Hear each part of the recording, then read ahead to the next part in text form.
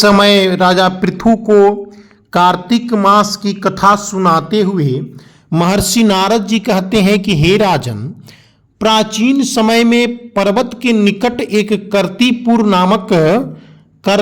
नामक एक राज्य थे, जिसमें धर्मदत्त नामक एक ब्राह्मण थे। वह ब्राह्मण भगवान विष्णु के परम भक्त थे और सभी एकादशी व्रत और कार्तिक व्रत करते थे। एक दिन वह ब्राह्मण धर्मदत्त एक प्रहर रात्रि शेष रहने पर भगवान विष्णु के मंदिर में पूजन एवं जागरण करने के लिए जा रहे थे और हाथ में सभी सामग्रियों को लेते हुए भगवान श्री नारायण की कीर्तन करते हुए जा रहे थे। तभी अचानक मार्ग में उन्हें एक भयंकर राक्षसी मिल गई। वह बड़े बड़े दांत वाली, लपकती जीभ और लाल नेत्र वाली, नंगे शरीर वाली राक्षसी को देख करके ब्राह्मण धर्मदत्त डर गए और डर के कारण कांपने लगे। हे राजन, उनके कांपने के कारण उनके हाथ से पूजा की थाली गिर गई और उस थाली से जल, गंगाजल और तुलसी दल के कुछ छींटे उस राक्षसी के शरीर पर पड़ गए। हे राजन, उस जल के और तुलसी दल के व्रत के प्रभाव से उस राक्षसी के जन्म जन्मांतर के पाप नष्ट हो गए और पूर्व जन्म का याद आ गया। वह राक्षसी हाथ जोड़ करके धर्मदत्त के चरणों में गिर करके प्रणाम करके बोली, हे विप्र, मैं पूर्व जन्म के कर्मों के फल से इस अवस्था में प्राप्त हुई हूं। नारद जी ने कहा कि हे राजन, उसके इस प्रकार के वचन को सुन करके ब्राह्मण धर्मदत्त कहते हैं कि ये तुम कौन हो, किस कारण इस अवस्था को प्राप्त हुई हो, सो विस्तार पूर्वक कहिए, इसका चरित्र क्या है। तब उस राक्षसी ने कहा कि हे ब्राह्मण देवता, मेरा नाम कलहा था। हे ब्राह्मण, मैं सौराष्ट्र में एक भिक्षुक नामक ब्राह्मण की पत्नी थी, परंतु मैं अपने पति की सेवा कभी नहीं करती थी। हमेशा उनके लिए गलत भोजन बनाया और अपने लिए अच्छी भोजन करती थी। अपने पति से हमेशा लड़ती झगड़ती रहती थी। अपने पत्नी को झगड़ालू देख करके मेरा पति यानी भिक्षुक नामक ब्राह्मण नित्य प्रतिदिन मेरे कलह से तंग आकर के मेरा पति दूसरा विवाह कर लिया।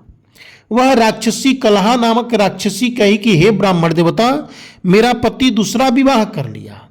अब मैं उसके विवाह से कष्ट के कारण विष खाने के लिए घर से बाहर निकल गई और जहर खा करके विष पान करके मैं अपनी आत्महत्या कर ली। लेकिन मेरे मृत्यु के पश्चात यमदूत आए और मुझे गदा मारते हुए यम के पास ले गए। चित्रगुप्त ने मेरा फलादेश किया और कहा कि यह कभी अपने पति से अच्छा नहीं बोली है और न कोई अच्छा कर्म की है, इसलिए इसे फल को भोगना पड़ेगा। कलहा कहती है कि हे ब्राह्मण देवता, चित्रगुप्त ने कहा यमराज से कि हे राजन, इसे ने अपने पूरे जीवन काल में अपने लिए अच्छा भोजन की है और पति को खराब भोजन दी है, इसलिए यह विष्ठा खाने वाली सुअरी हो जाए। फिर इसके बाद यह हमेशा अपने लिए, अपने बच्चों को खाने के लिए कुछ नहीं बनाती थी, बर्तन भी जो रखती थी वो भी साफ नहीं रखती और अकेली भोजन करती थी, इसलिए यह अपने बच्चों को खाने वाली बिल्ली बन जाए। तथा अपने पति पर हमेशा क्रोध करती थी, अपने पति को हमेशा तंग करती थी, कलह देती थी और कलह देते हुए अपनी आत्मघात किया है, इसलिए यह प्रेत योनि में जाएगी। अब आप इसको अपने दूतों द्वारा मरु स्थान में भेज दीजिए।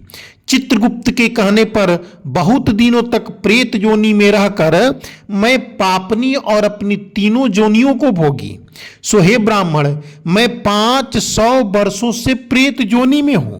एक दिन मैं भूख प्यास से कष्टकारक होकर के भूख प्यास से तंग आकर एक वैश्य के शरीर में प्रविष्ट हो गई, लेकिन उस वैश्य द्वारा भगवान शंकर और हनुमत की पूजन करने के कारण, भगवान शंकर की पूजन करने के कारण और कृष्ण की पूजन करने के कारण उसके शरीर से भी मुझे निकलना पड़ा। लेकिन उसके छाया के कारण मैं यहाँ पर आकर पड़ी हूँ।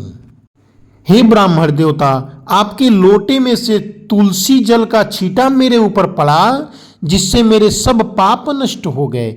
हे ब्राह्मण, अब आप मुझे यह बताइए, आगे होने वाले तीनों जोनियों और इस प्रेत शरीर से किस प्रकार मेरी मुक्ति होगी। नारद जी कहते हैं कि हे राजन, धर्मदत्त ब्राह्मण ने कलहा की बात सुनकर उसके अवस्था को देखकर बड़ी दुखी हुई।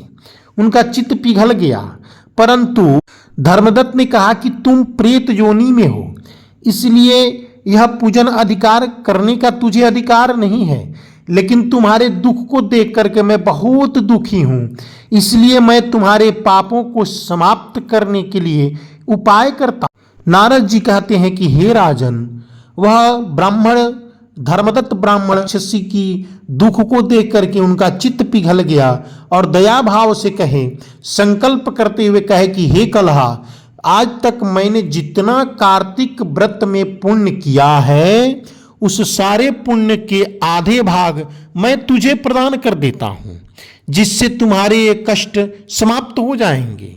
देव ऋषि कहते हैं कि हे राजन, इतना कहकर के धर्मदत्त ब्राह्मण ने उस कलहा नामक राक्षसी को ओम नमो भगवते वासुदेवाय, ओम नमो भगवते वासुदेवाय, इस 12 अक्षर मंत्र को पढ़ाया और सुनाया। तुलसी दल उसके ऊपर छिड़का, जिसके प्रभाव से और कार्तिक व्रत के पुण्य के प्रभाव से पल भर में ही वह प्रेत योनि से छुटकर प्रज्वलित शिखा के समान दिव्य रूप धारण कर लक्ष्मी के समान सुंदर प्रतीत होने लगी और धर्मदत्त को साष्टांग दंडवत करके प्रसन्नता से गदगद होकर के बोली कि हे ब्राह्मण, आपके आशीर्वाद से मैं इस घोर नरक से छूट गई हूं। मुझे आप पाप सागर में डूबती हुई के लिए आप नौका के समान हैं। नारद जी ने कहा कि हे राजन, अभी कलहा और ब्राह्मण की बात हो ही रही थी, तब तक विष्णु के गण देदीप्यमान विमान लेकर आए और विमान के द्वार पर अप्सराएं और गण बैठे हुए थे। धर्मदत्त ने उनको देख करके प्रणाम किया।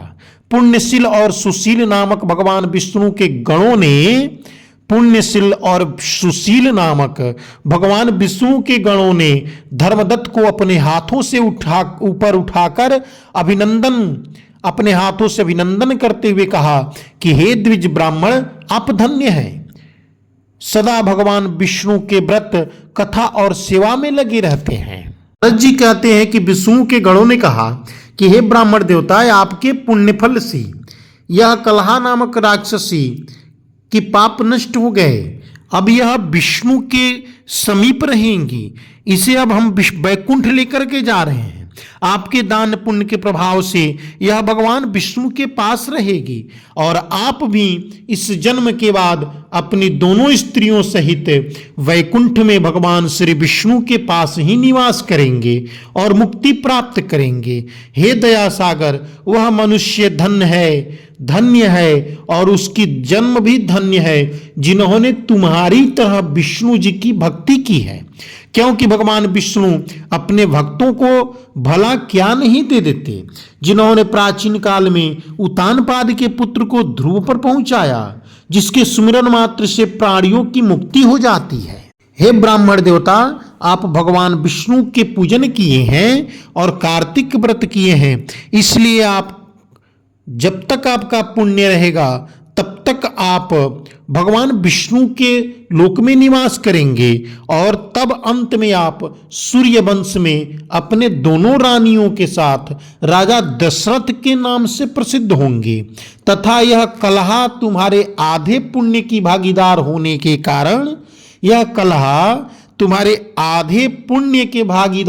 के कारण तुम्हारी तीसरी भार्या होगी और वह भगवान विष्णु पुत्र के रूप में तुम्हारे पास रहेंगे और देवताओं का कार्य करेंगे।